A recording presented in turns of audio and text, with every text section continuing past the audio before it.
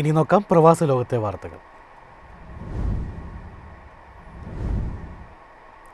സൗദിയിൽ ഇന്ത്യൻ ഉംറ സംഘം സഞ്ചരിച്ച ബസ് അപകടത്തിൽപ്പെട്ട് 42 പേർക്ക് ദാരുണാന്ത്യം. തീർത്ഥാടകർ സഞ്ചരിച്ച ബസ് പെട്രോൾ ടാങ്കറുമായി കൂട്ടിയിടിച്ച് തീപിടിച്ചാണ് അപകടമുണ്ടായത്. ഹൈദരാബാദ് സ്വദേശികളാണ് അപകടത്തിൽപ്പെട്ടത്. മക്കയിൽ നിന്ന് മദീനയിലേക്ക് പുറപ്പെട്ട ഇവരുടെ ബസ് ഇന്നു പുലർച്ചെ ഇന്ത്യൻ സമയം 1:30 ഒരു പെട്രോൾ ടാങ്കറുമായി കൂട്ടിയിടിച്ച് തീപിടിച്ചാണ് അപകടമുണ്ടായത്. ബസ്സിലുണ്ടായിരുന്ന 43 പേരിൽ 42 പേരും മരിച്ചു. ഒരാളുടെ നില ഗുരുതരമായി തുടരുന്നു. മരിച്ചവരിൽ 20 സ്ത്രീകളും 11 കുട്ടികളും ഉൾപ്പെടുന്നു. മക്കയിലെ തീർത്ഥാടനം പൂർത്തിയാക്കി മദീനയിലേക്ക് പോകുന്ന വഴിയാണ് അപകടം നടന്നത്. മദ്രിനും മദീനയ്ക്കുമിടയിൽ മുഫറാഹത്ത് എന്ന സ്ഥലത്ത് വെച്ചാണ് അപകടമുണ്ടായത്.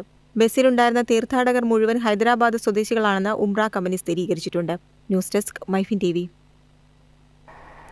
ദുബായിൽ എയർ ടാക്സികൾക്കായുള്ള വെർട്ടിപോർട്ടിന്റെ നിർമ്മാണം പുരോഗമിക്കുന്നു. എയർ ടാക്സി യാഥാർത്ഥ്യമാകുന്നതോടെ തൊഴിലവസരങ്ങളും വർദ്ധിക്കുമെന്ന് റിപ്പോർട്ട്.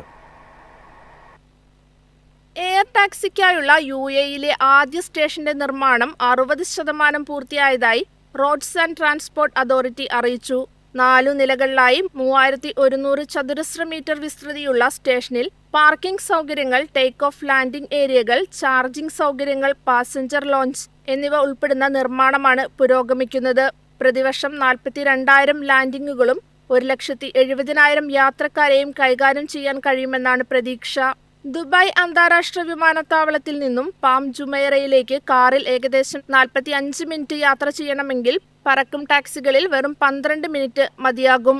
ആദ്യ വെർട്ടിപോർട്ട് ദുബായ് അന്താരാഷ്ട്ര വിമാനത്താവളത്തിനടുത്താണ് നിർമ്മാണം പുരോഗമിക്കുന്നത്. ദുബായ് അന്താരാഷ്ട്ര വെർട്ടിപോർട്ട് അഥവാ DXV എന്നാകും സ്റ്റേഷൻ അറിയപ്പെടുക. ദുബായ് വിമാനത്താവളത്തിനു പുറമെ Zabeel Dubai mall, Dubai Marina, Palm Jumeirah എന്നിവിടങ്ങളിൽ വെർട്ടിപോർട്ടുകൾ പ്രഖ്യാപിച്ചു. ഇവ മെട്രോ സ്റ്റേഷനുകളുമായി ബന്ധിപ്പിക്കുകയും ചെയ്യും. കാർബൺ പുറന്തള്ളൽ കുറയ്ക്കാനും വിദേശ നിക്ഷേപങ്ങൾ ആകർഷിക്കാനും ആയിരക്കണക്കിന് പുതിയ തൊഴിലവസരങ്ങൾ സൃഷ്ടിക്കാനും പറക്കും കാർ സർവീസുകൾക്ക് സാധിക്കുമെന്നാണ് വിലയിരുത്തൽ.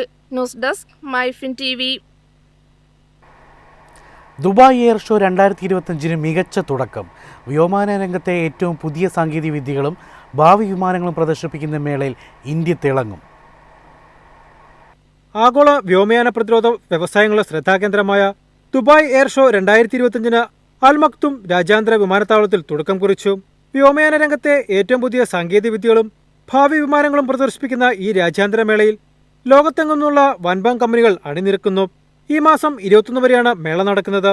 എയർ ഷോയുടെ പ്രധാന വേദിയിൽ വിമാനങ്ങളുടെ അഭ്യാസ പ്രകടനങ്ങൾ, അത്യാധുനിക യുദ്ധവിമാനങ്ങൾ, യാത്രാ വിമാനങ്ങൾ, ചരക്ക് വിമാനങ്ങൾ, ഡ്രോൺ സാങ്കേതികവിദ്യകൾ എന്നിവയുടെ പ്രദർശനം നടക്കുന്നുണ്ട്. ഇന്ത്യൻ വ്യോമസേനയുടെ വിഖ്യാതമായ സൂര്യകിരൺ എയറോബാറ്റിക് ടീമിന്റെ ഹാവ് MK-132 വിമാനങ്ങൾ ഉപയോഗിച്ചുള്ള വ്യോമാഭ്യാസ പ്രകടനങ്ങൾ ആഗോളതലത്തിൽ ഇന്ത്യയുടെ പ്രതിരോധ ശക്തി എടുത്തുകാട്ടും. ഇന്ത്യയുടെ തദ്ദേശീയമായി നിർമ്മിച്ച LCA തേജസ് യുദ്ധവിമാനവും എയർ ഷോയിൽ ഇന്ത്യയുടെ കരുത്ത് പ്രകടമാക്കും. News desk MyFin TV.